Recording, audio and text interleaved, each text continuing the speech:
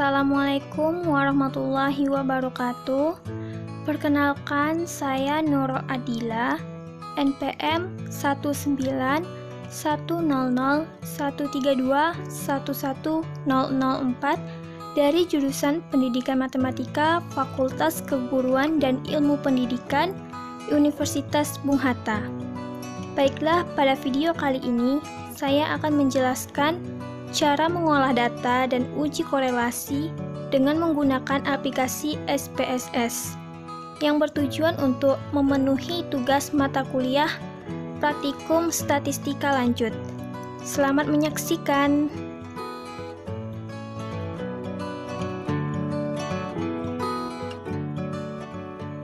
Apa itu korelasi?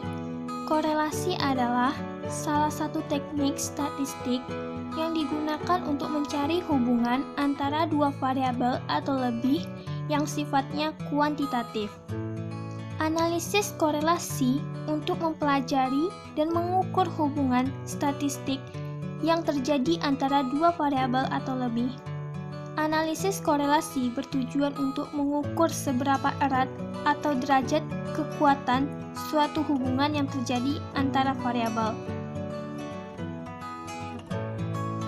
Tingkat hubungan tersebut dapat dibagi menjadi 3 kriteria, yaitu yang pertama, mempunyai hubungan positif. Korelasi positif adalah korelasi dari dua variabel, yaitu apabila variabel yang satu, X, meningkat, maka variabel lainnya, Y, cenderung untuk meningkat pula. Yang kedua, mempunyai hubungan negatif. Korelasi negatif adalah korelasi dari dua variabel, yaitu apabila variabel yang satu, X, meningkat, maka variabel lainnya, Y, cenderung menurun. Yang ketiga, tidak mempunyai hubungan. Kekuatan korelasi antara dua variabel dapat dinyatakan dengan koefisien korelasi, biasa dinotasikan dengan huruf R kecil. Sekarang buka aplikasi SPSS. Sebelumnya saya akan menjelaskan menu-menu apa saja yang ada di SPSS. Yang pertama ada menu file. Menu file ini berfungsi untuk menyediakan perintah-perintah terkait manajemen file. Beberapa di antaranya terdapat new, open, save, save as, hingga exit. Yang kedua ada menu edit. Menu edit ini berfungsi untuk melakukan sunting atau edit data seperti undo, redo, cut, copy, paste, dan lain-lain. Kemudian ada menu view. Menu view ini berfungsi untuk melakukan konfigurasi tampilan dari jendela SPSS terkait menampilkan dan menyembunyikan perintah. Kemudian ada menu data.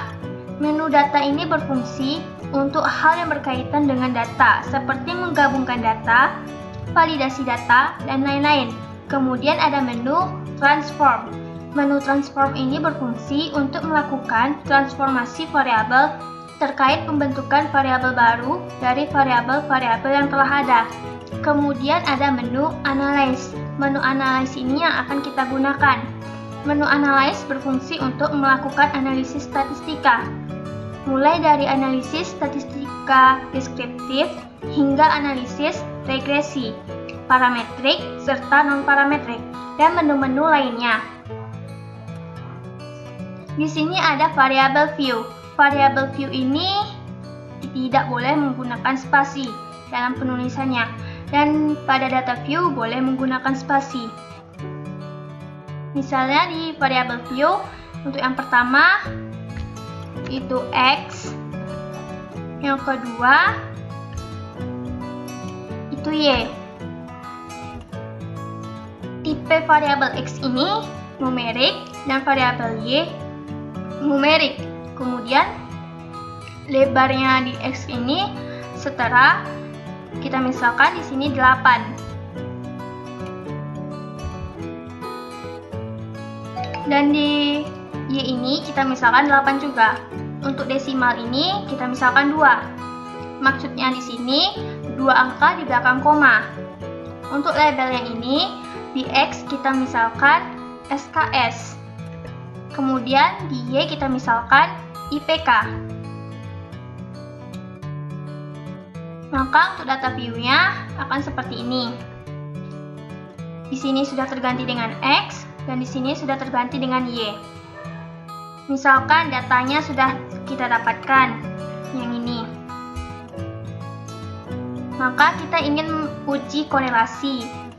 Yang harus kita lakukan, yang pertama yaitu klik Analyze, kemudian pilih korelasi, kemudian pilih Bivariate. Lalu yang SKS dengan IPK ini kita pindahkan ke variables dengan mengklik ini. Lalu centang persons, terus centang two-tailed, terus centang flag significant correlation. Kemudian klik OK. Maka outputnya akan seperti ini. Sebelum itu saya jelaskan terlebih dahulu. Perlu kita pahami keputusan dalam uji korelasi sehingga kita dapat menyimpulkan antara variabel X atau SKS dengan variabel Y atau IPK mempunyai hubungan yang signifikan. Dan juga kita perlu mengetahui tingkat hubungannya seperti apa. Perlu kita ketahui terlebih dahulu dasar pengambilan keputusan. Yang pertama, jika signifikansi kurang dari 0,05 maka berkolerasi. Yang kedua, jika signifikansi lebih dari 0,05 maka tidak berkorelasi. Nah, dari hasil output ini diketahui bahwa hubungan signifikansi antara SKS dan IPK sebesar 0,006. Artinya, nilai ini kurang dari 0,05, sehingga dapat dikatakan terdapat hubungan antara SKS dengan IPK. Selanjutnya, perlu kita ketahui pedoman derajat hubungan. Nilai percent correlation 0,0 sampai 0,2 tidak ada kolerasi. Kemudian 0,21 sampai 0,4 itu korelasi lemah.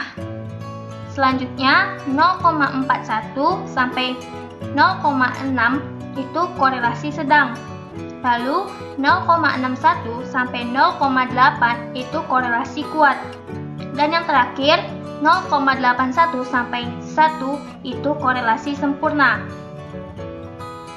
Nah, dari hasil output diketahui bahwa korelasi persennya yaitu 0,744. Kita rujuk pada pedoman yaitu 0,61 sampai 0,8.